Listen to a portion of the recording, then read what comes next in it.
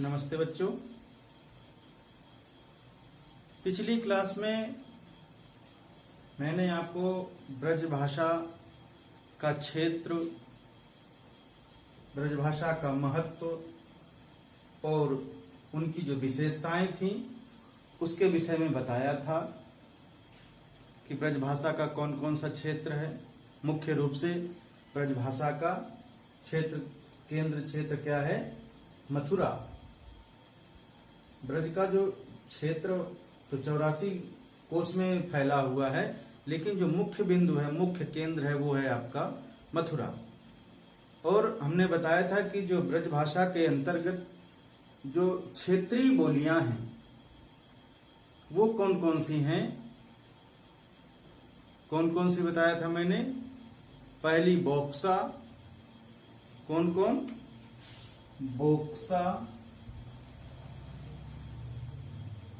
अंतर्वेदी और डोंगी।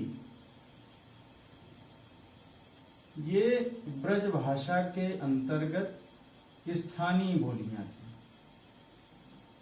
कैसी बोलियां थी? स्थानीय।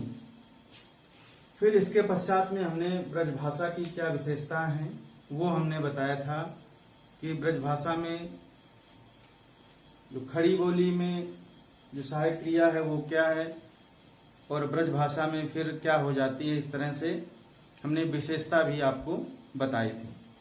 इसके पश्चात में फिर आपका आता है कि भक्ति काल में ब्रज भाषा का विकास, कि भक्ति काल में ब्रज भाषा का कैसे विकास हुआ। आज का जो शीर्षक है, टॉपिक है, ये है और इसी के अंतर्गत आज हम लोग चर्चा करेंगे। क्या? भक्ति काल के में ब्रज भाषा का विकास। तो देखिए कि 16वीं शताब्दी के प्रारंभ में ही काव्य भाषा के रूप में ब्रज भाषा का विशुद्ध रूप पाया गया। कब? 16वीं शताब्दी के प्रारंभ में। 16वीं शताब्दी के प्रारंभ में या शुरुआत में ही जो काव्य भाषा थी उसका जो ब्रज भाषा रूप था वो विशुद्ध रूप में पाया गया। और इसका प्रमाण क्या था कि गोवर्धन में श्रीनाथ जी के मंदिर में कौन? महाप्रभु वल्लभाचार्य।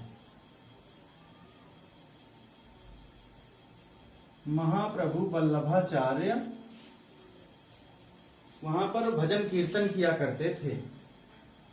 नित्य प्रति वहां पर कीर्तन भजन हुआ करते थे। तो उनकी जो भाषा थी वो क्या थी? ब्रज है। और उसी के साथ में ब्रज भाषा काव्य की रचनाएं भी होने लगी और वो सामने आई भी। तो इस बात का ये प्रमाण है कि 16वीं शताब्दी के प्रारंभ में ही ब्रज भाषा का जो विशुद्ध रूप था वो आया। ठीक। इसके पश्चात में फिर आपका प्रमाण ये मिला कि सन 1565 में, कब? 1565 में वल्लभाचार्य के पुत्र गोस्वामी विट्ठलनाथ, कौन? गोस्वामी विट्ठलनाथ ने सन 1865 में अष्टछाप की स्थापना की।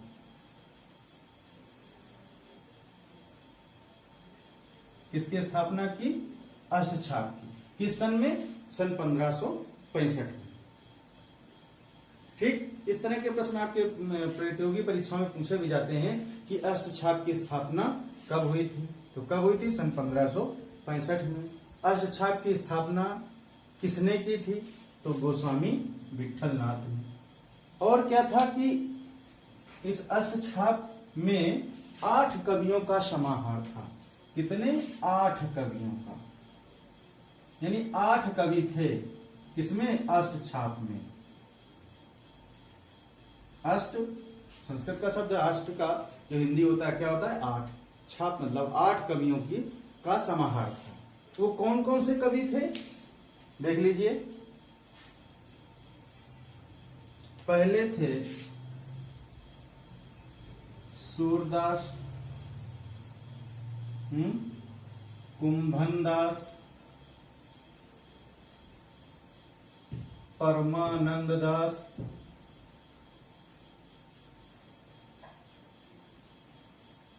कृष्णदास,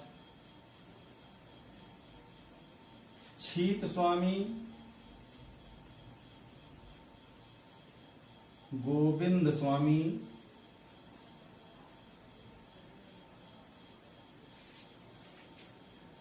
नंददास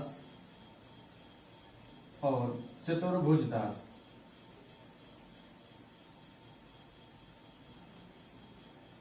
ये अष्टछाप के कवियों में थे। कौन कौन थे?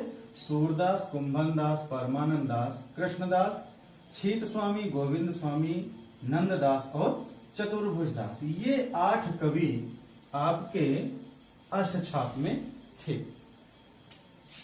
तो इन 8 कवियों, जो ये अष्टछाप के कवि थे, इनके जो काव्य थे, काव्य ग्रंथ थे, वो ब्रजभाषा में लिखे गए हैं। ब्रजभाषा में इन कवियों ने ब्रजभाषा में ही जो आपके लीलाओं का, कृष्ण की लीलाओं का गान किया और अपने काव्य ग्रंथ लिखे। इसी कारण से ब्रजभाषा क्या हो गई? और अधिक लोकप्रिय हो गई। ब्रजभाषा और लोकप्रियता को प्राप्त हुई और साहित्यिकता को प्राप्त हुई, मतलब साहित्य के क्षेत्र में उसका और भी प्रचार प्रसार हुआ।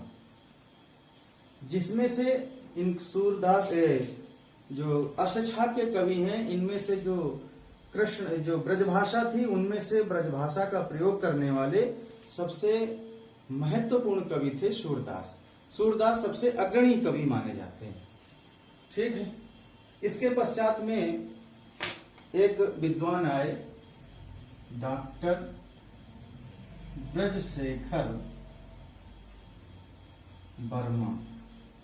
इन्होंने कुछ कथन दिया। क्या कहा कि भाषा की दृष्टि से अष्टछाप के कवियों से पहले ब्रजभाषा में रचना करने वाले किसी भी कवि का परिचय इतिहास में नहीं मिलता। यानी इन्होंने कहा कि सबसे पहले अष्टछाप कवि आए और उन्होंने ब्रजभाषा में काव्य किया, कृष्ण का जो लीला गान वो किया। इससे पहले किसी भी कवि का ब्रजभाषा में इतिहास नहीं मिलता कि किसी कवि ने ब्रजभाषा में कोई काव्य ग्रंथ लिखा, कुछ गुणगान किया। ठीक है। तो नामदेव की ब्रजभाषा जो परिवर्तित रूप इनके सामने आई, लेकिन फिर भी वो प्रमाणित नहीं थी। अतः अष्टछाप के जो कवि थे वो ही प्रथम श्रेणी में आते हैं। यानी अष्टछाप के कवि ही सबसे पहले ब्रजभाषा के का प्रयोग किया। अष्टछाप के कवियों ने ही ब्रजभाषा का सर्वप्रथम प्रयोग किया।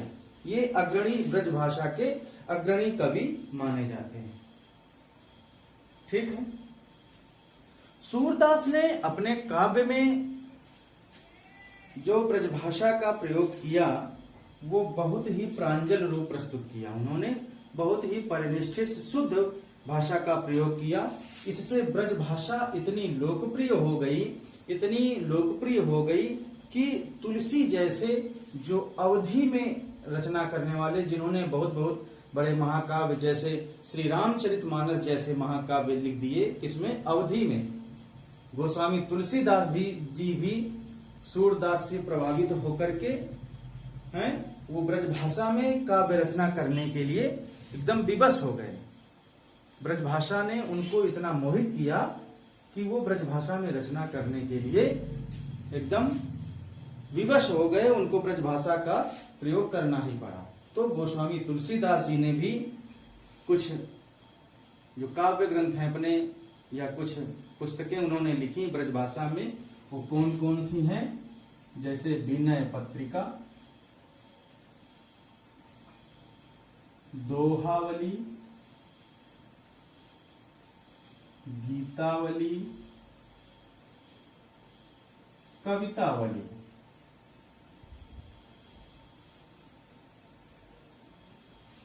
ठीक, ये रचनाएं गोस्वामी तुलसीदास जी ने किसमें की?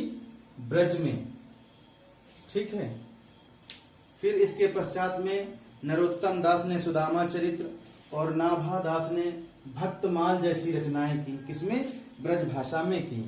और इसके पश्चात में ब्रज भाषा इस समय तक बहुत ही व्यापक चरण सीमा पर थी, हैं? अतः ब्रज भाषा का क्षेत्र, ब्रज क्षेत्र के बाहर भी अन्यत्र क्षेत्रों, ब्रज भाषा को जो 84 कोस का जो क्षेत्र था ब्रज भाषा का, उससे अन्यत्र भी फैल गई और ब्रज भाषा में अन्य तमाम काव्य रचनाएं होने लगी।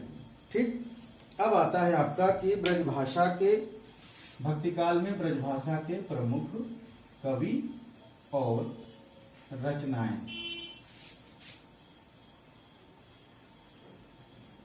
ठीक, कौन कौन से भक्ति काल में ब्रज भाषा के कवि थे और उनकी कौन कौन सी रचनाएं थी? तो देखिए, पहले कवि हैं आपके सूरदास। ठीक, सूरदास की कौन कौन सी रचनाएं हैं? सूर सागर, सूर सारावली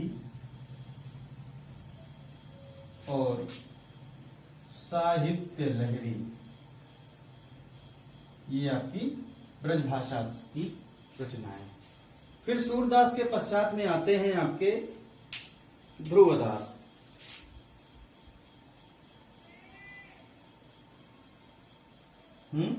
कौन आते हैं? ध्रुवदास।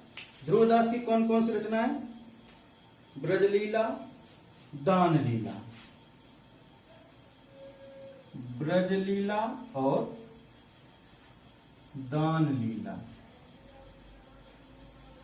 ये किसकी रचनाएं हैं? ध्रुवदास की हैं। मान लीला, कौन? मान लीला और हित श्रृंगार, ये ध्रुवदास की रचनाएं। इसके पश्चात में अगले कवि हैं आपके नंददास। नंददास की जो रचनाएं हैं वो है आपकी कौन कौन सी? रसमंजरी, रूप मंजरी, भंवर गीत,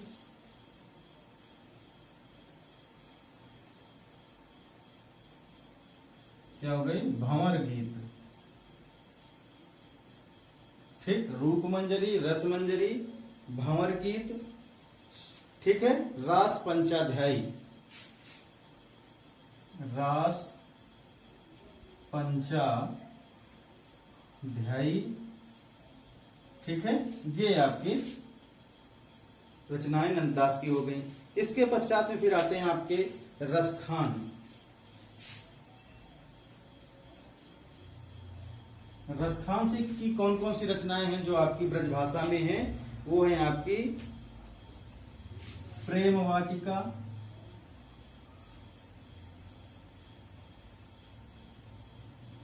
दान लीला, प्रेम वाटिका, दान लीला, अष्टयाम। ठीक है, और सुजान रसखान, सुजान रसखान। इसके रसखान के पश्चात फिर आते हैं आपकी मीराबाई। देखिए मीराबाई की कौन कौन सी रचनाएं हैं? गीत गोविंद,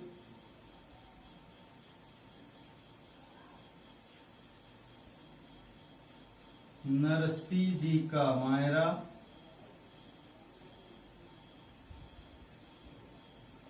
राग सोरठ के पद।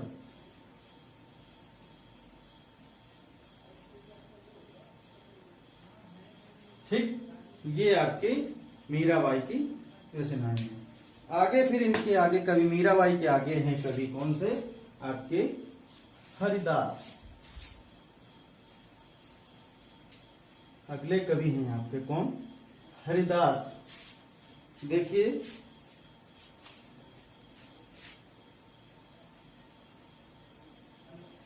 हरिदास, इनकी कौन कौन सी रचनाएं हैं? केलिमाल,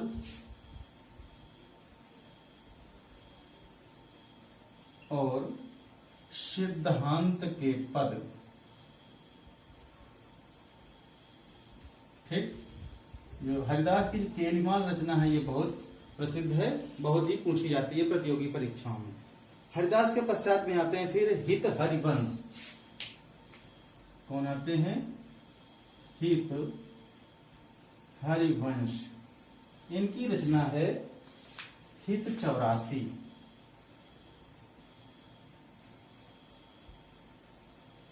हित 84। ठीक, तो ये सारे कवि आपके सूरदास, ध्रुवदास, नंददास, रसखान, मीराबाई, हरिदास और हित हरिवंश आदि जो कवि हैं ये आपके भक्तिकालीन ब्रज भाषा के कवि हैं, और उनकी रचनाओं को भी हमने बताया। ठीक, तो इस तरह से भक्तिकाल में ब्रज भाषा का विकास हुआ और उनके प्रमुख प्रमुख कवि तथा उनकी रचनाएं। ठीक है, तो बस आज की क्लास यहीं से समाप्त होती है। अगली क्लास में हम लोग रीतिकालीन या रीतिकाल में ब्रज भाषा का विकास, ये अगला शीर्षक होगा। आगे उसके विषय में जानेंगे कि रीतिकाल में ब्रज भाषा का कैसे विकास हुआ, कौन कौन से कवि थे और उनकी कौन कौन सी रचनाएं थी। ठीक, तो बस आज की क्लास यहीं से समाप्त होती है। धन्यवाद।